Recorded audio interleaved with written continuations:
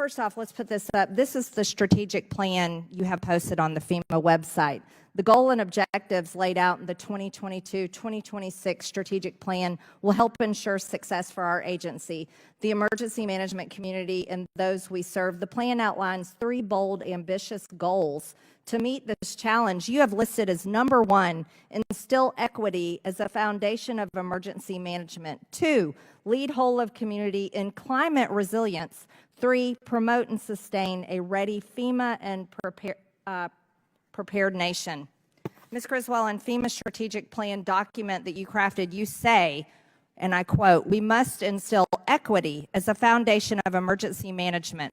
Systems that foster inequality serve no one, especially in times of crisis. We must recognize that disasters affect individuals and communities differently, commit ourselves to reducing barriers to access, and deliver equitable outcomes for all whom we serve."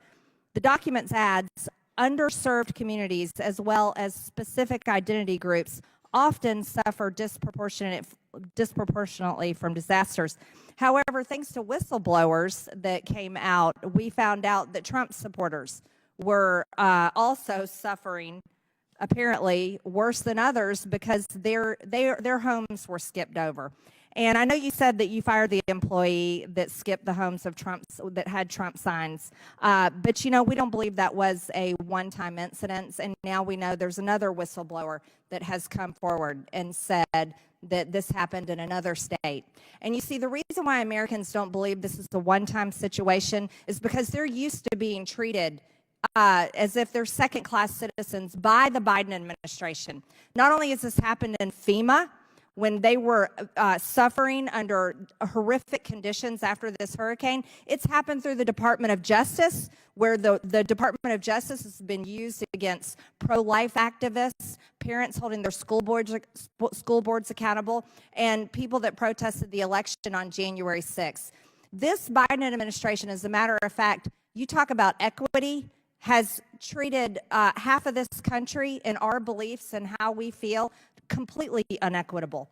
So on that note, I also want to bring up that you also said, in administering our mitigation programs, we will keep equity considerations top of mind and will include them in the competitive scoring process for programs such as flood mitigation assistance.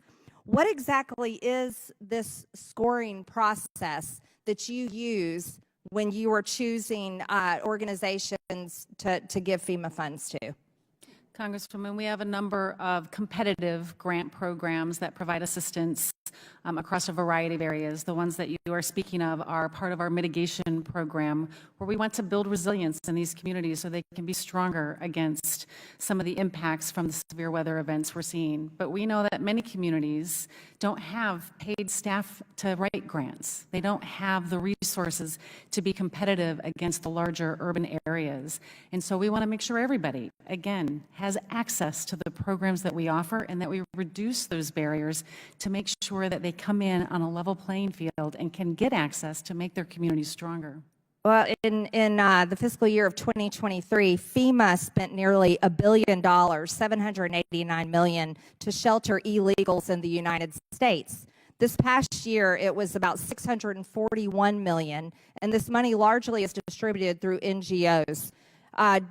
Here's a whole list of them. I know it may be hard to see from there, but this is a whole list of cities, states, and NGOs that received millions and millions of dollars from FEMA, and this was to house illegal aliens, not Americans, who, by the way, all that money right there, that comes from Americans' bank accounts when they write their checks to pay their taxes.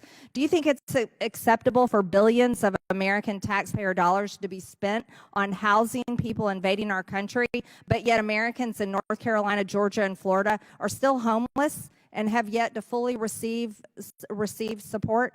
Congresswoman, we have been Is that equitable? We have been directed by Congress to administer the Shelter and Services Program.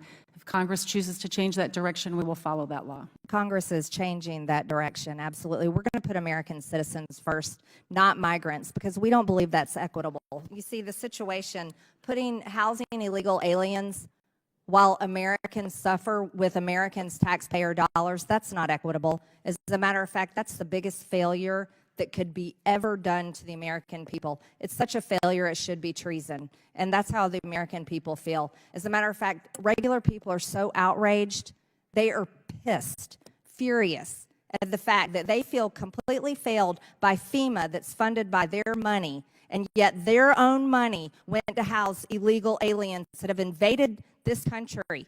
Americans are dead today because of the failures of our border, and FEMA took care of these people. You see, we can't allow that to happen. Thank you, Mr. Chairman. I yield back.